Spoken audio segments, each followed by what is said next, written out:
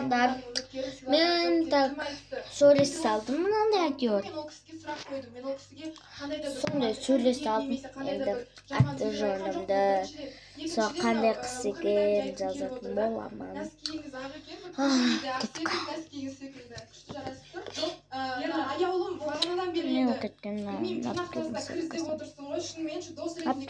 кеткен саған ана жерге барайық деді, жаздым деді, көңілін бөлмейсің деп жатыр да. Бұл жерде отношенияда қыз бен бала бірдей жұмыс жасау керек.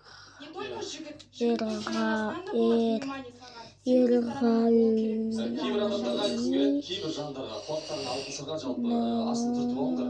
Осы пікірлеріңе қазір нақ сенің де осы пікірлеріңде тұрыңдар. Алдағы уақытта тапсырлайтын қазір бұлар ешкім емес, алдағы уақытта не болады сендер білмейсіңдер. Сосын Жанболат, негізі айтып отқаның дұрыс.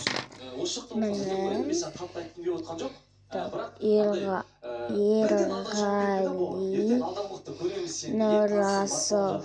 жақсы жүк болып кетіп мен саған тілекшімін да.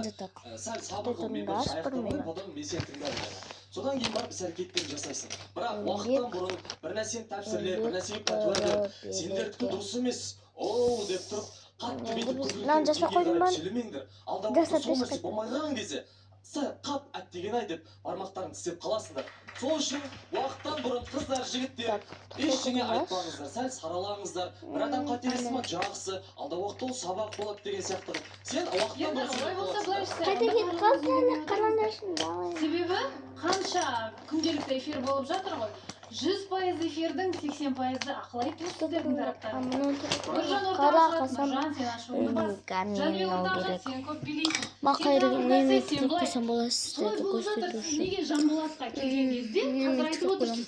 Мен нақты тағы да көріп отырмын, ескі қатысушылар, жаңа қатысушыларды басу.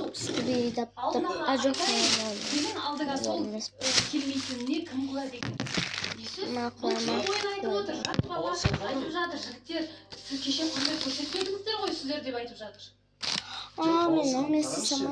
Білмеймін, қазір мен бұл бірақ енді бұл тараптан Вот осы болады. Осы болады. Олай сөйлеме деп жатсыз. Сіздің нақты жалпы сөйлеме деп тұрсыз. Сквидап сіздерге көрсетемін. Алдағы уақытта бәлкім сенің алдыңа да сол келуі мүмкін ғой деймін. Емес мына жақта біреудің алдында бар.